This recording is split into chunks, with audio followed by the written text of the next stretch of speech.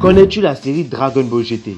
Là, tu me réponds oui, normalement. Pour ce troisième épisode de la série d'analyse, nous nous attaquons à l'épisode 42 de la série animée Dragon Ball GT. Si tu ne connais pas Dragon Ball GT, c'est clairement le moment de t'abonner et d'activer la cloche pour toutes les notifications afin d'étendre ton savoir sur le monde de Dragon Ball. 3, 2, 1, Hikuza! Après la bataille face au bébé mutant, peu de temps après que Goku ait fini par mettre KO le bébé mutant et que la paix soit revenue sur Terre, une autre menace était en train de s'agrandir au plus profond des enfers. Le docteur Mew, qui avait été déjà confronté une fois à nos héros et qui avait été tué par sa propre créature, qui elle-même a été tuée par Goku et CJ4, le docteur Mew, après toutes ces péripéties, avait été envoyé en enfer. Et sa haine pour Goku, Trunks et Pan ne cessait de s'accroître. Il cherchait un plan. Comment me débarrasser de ces Saiyans? Ils sont si puissants. Je ne suis pas assez fort pour leur tenir tête, c'est indéniable. Comment faire pour lutter contre eux avec ma puissance actuelle?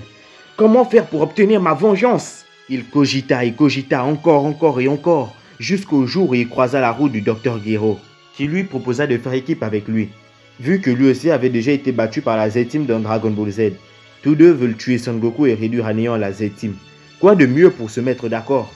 C'est ainsi que la coopération, la collaboration de ces deux savants fous maléfiques vit le jour. La paix était revenue sur Terre, tous nos héros étaient contents, passaient des bons moments ensemble. Soudainement, quelqu'un sonne à la porte. Ah, c'est lui! T'es pas en retard, dis donc! Oh! Aide-moi, Pan!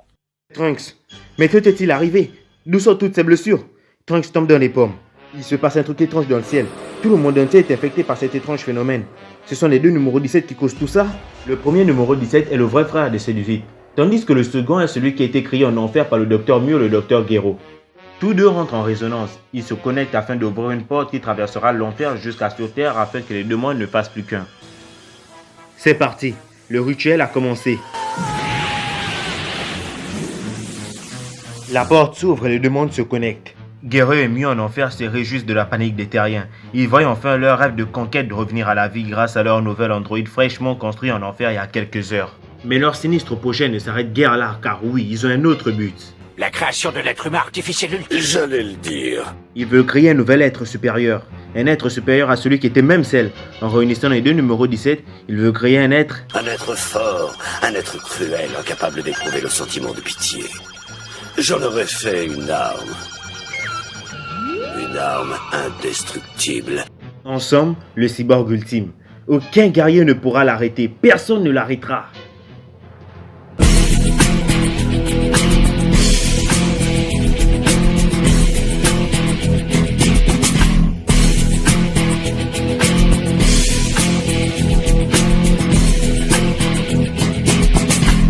Trunks, quant à lui, reprend connaissance. Il nous raconte tout ce qui s'est passé pour qu'il arrive dans cet état. Vous n'êtes pas sans savoir que dans GT, Trunks est devenu président. En rentrant chez lui, il se fait attaquer. Mais par qui?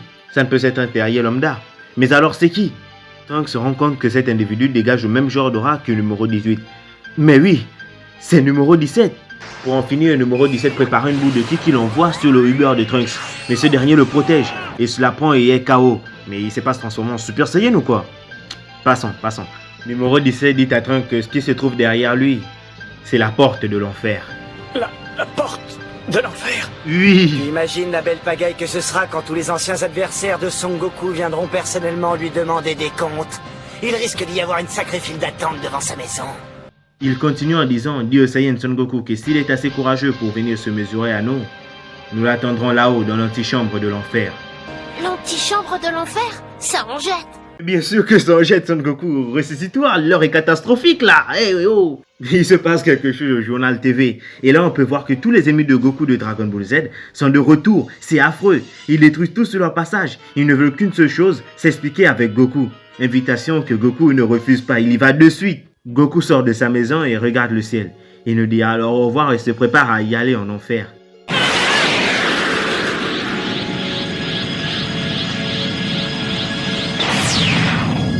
Pendant ce temps, Goten, lui, de son côté, fait le ménage, mais est pris au dépourvu par Yakon. Mais Trunks vient vite lui donner un coup de main. Goten, qui voulait impressionner sa meuf, bah, c'est raté là, hein. Goku finit par arriver en enfer et est accueilli par le docteur Mu et Gero. Ah, toi, je te reconnais, on s'est vu il y a pas très longtemps. Pendant que Goku est en train de se... Mais pourquoi il se marre, putain? Pendant que Goku est en train de se marrer, et ils n'ont qu'une hâte, le tuer. Mais changement de plan. Il s'enfuit, la porte de l'enfer se referme et Goku, lui, reste coincé en enfer, c'est pas vrai! Ouvrez cette porte, imbécile, j'ai pas ma place ici, moi, puisque je vous dis je veux sortir. Mais tout ça avait été orchestré dans le but d'organiser cette rencontre entre Cell, Goku et Frieza, l'un des deux antagonistes qui ont fait le plus chier notre héros par le passé. Ils sont là, sous ses yeux, mais alors qui va protéger la Terre ce coup-là? Encore une fois, notre belle planète est menacée de destruction totale. Pan et les autres réussiront-ils à sauver Son Goku? Ils sont pourtant loin de se douter qu'un autre danger menace leurs parents et amis. Je vous préviens, j'ai beaucoup changé depuis la dernière fois qu'on s'est vu.